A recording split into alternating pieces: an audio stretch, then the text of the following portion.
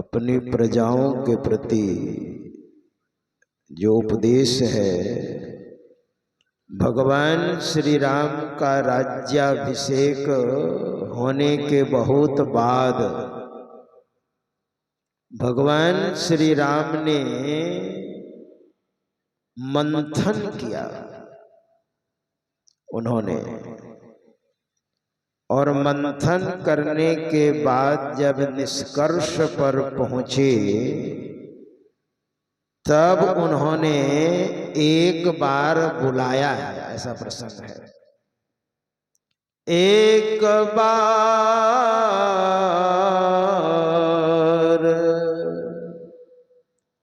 रघुनाथ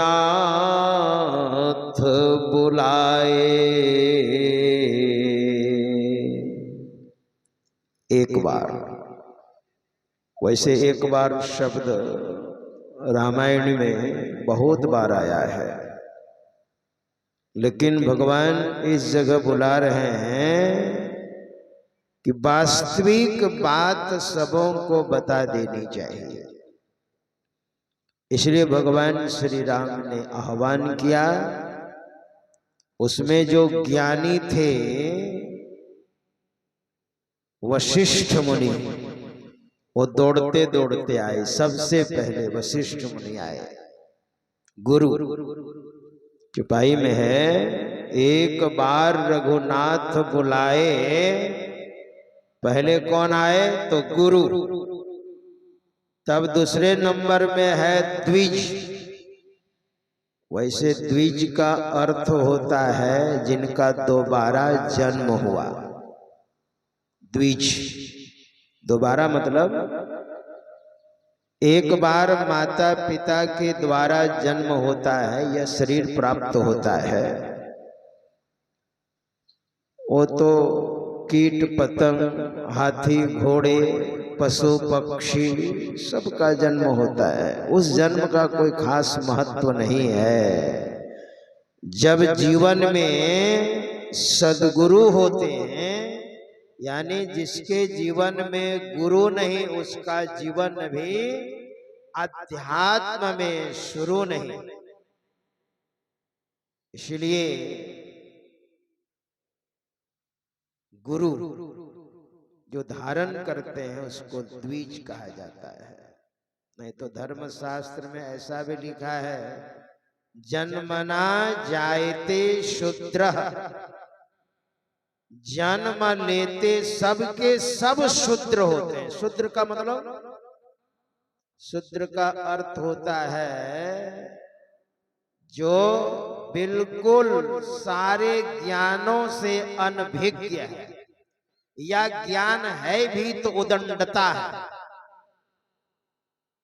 इसलिए जब जन्म लेता है बच्चा, तो संत कबीर साहब ने कहा है, जन्मत ही छींक भयो, पीछे दिनहा रोए, और कुशल कुशल के पूछते कुशल रहा न कोई। बच्चा जब जन्म लेता है, आप लोगों ने भी जन्म लिया है, तो पहले छींक आई होगी और रोने की जगह हो गई होगी, तब पीछे बच्चा रोता है। तो जन्मना जायते शूद्रः। इसलिए दूसरे नंबर में है संस्कारात् द्विज उच्यते। गर्भाधान से लेकर अंत्येष्टि क्रिया पर्यंत 16 संस्कार होते हैं। उन 16 संस्कारों में एक संस्कार है जो संस्कार किया जाता है। संस्कारात् द्विज उच्यते। द्विज संज्ञा होती है जब संस्कार किया जाता है वेद मंत्र के द्वारा। वेद पाठी भवेद विप्रः ब्रह्म जानाति ते ब्राह्मणः। जन्मना जायते शूद्रः। द्विज आए यानी सत्संगी लोग आए जो भजन भेद लिए थे, जो सत्संग के बारे में जानते थे, ज्ञान के बारे में जानकारी थी, वे लोग आए। गुरु द्विज तब है पुरबासी सब आए,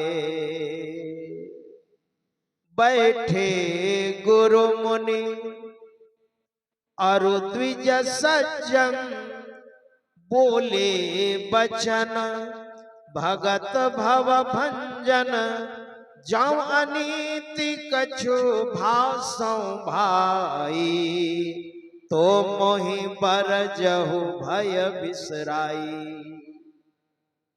सबके सब आकर के बैठ गए। वहां पर गुरु महाराज बैठे, ब्राह्मण आकर के बैठ गए, सत्संगी लोग बैठ गए, मुनि जन बैठ गए, विद्वज्जन बैठ गए, सज्जन वृंद आकर के बैठ गए, पूर्ववासी गण सबके सब आकर के बैठ गए। अगर सबके सब आकर के बैठ जाते ना यहाँ पर, अगल बगल में जितने गांव हैं, कि बाहर से कहां से पूज्य बाबा लोग आए हुए हैं, तो ये जगह बिल्कुल नहीं बचती। लेकिन फिर भी लोग नहीं आए और भगवान श्री राम ने आह्वान किया तो सबके सब आकर के बैठ गए। बताइए उस समय कितनी आध्यात्मिकता थी, साधु महात्मा का कितना आदर था, भगवान श्री राम का कितना आदर था।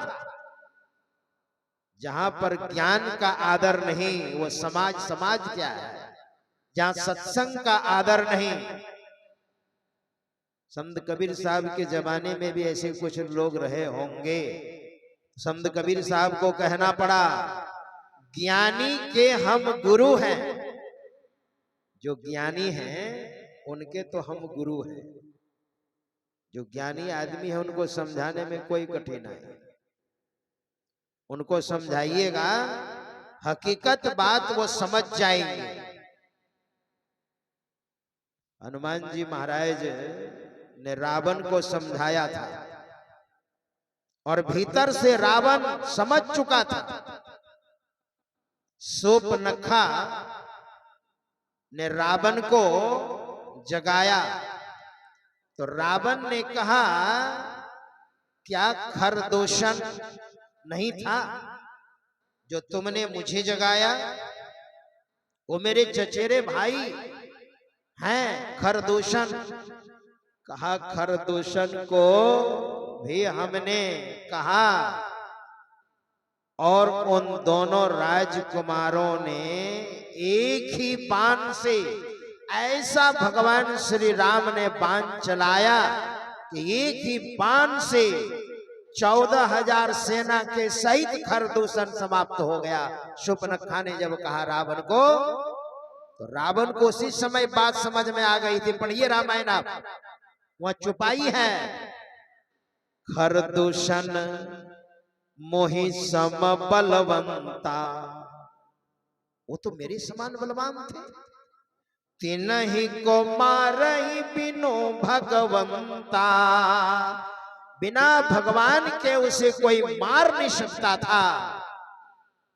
भजन होई ना तामस देहा, अगर भगवान है तो उनकी पत्नी को मैं हरण कर लेता हूं, मुझे मार देंगे, मैं सनाथ हो जाऊंगा। अगर भगवान नहीं है तो पत्नी मिल जाएगी। लेकिन उनको यकीन हो गया था कि खरदूषण मोहि सम बलवंता, मेरे समान बलवान थे और तिनहि को मारे बिनु भगवंता। हनुमान जी ने समझाया तो रावण को और पूरी बात समझ में आ गई थी। पढ़ा लिखा था, विद्वान था।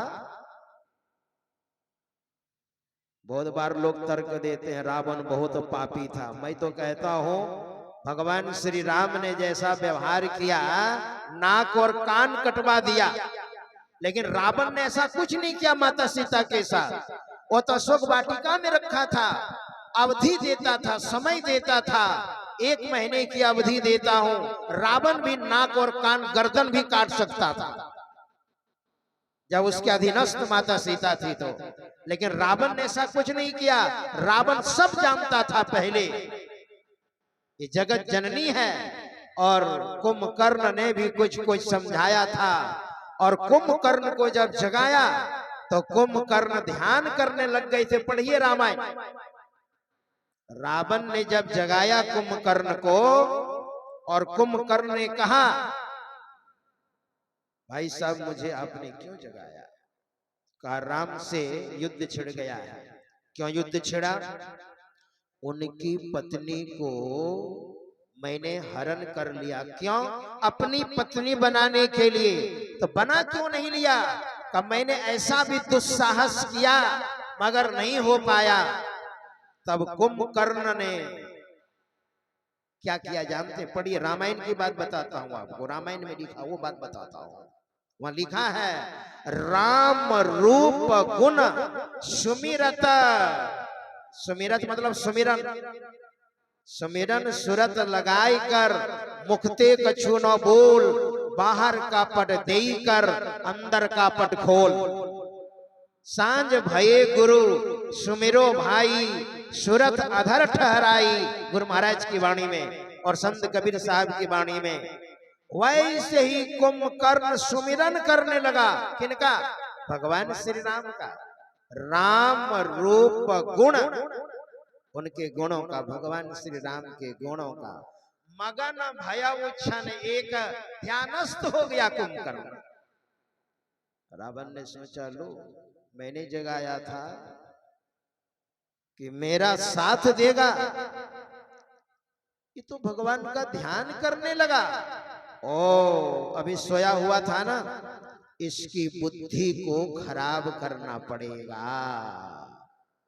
तो बहुत शराब मंगाई और भैंसा को कटवाया। भैंसा खाया, शराब पी, बुद्धि हो गई खराब।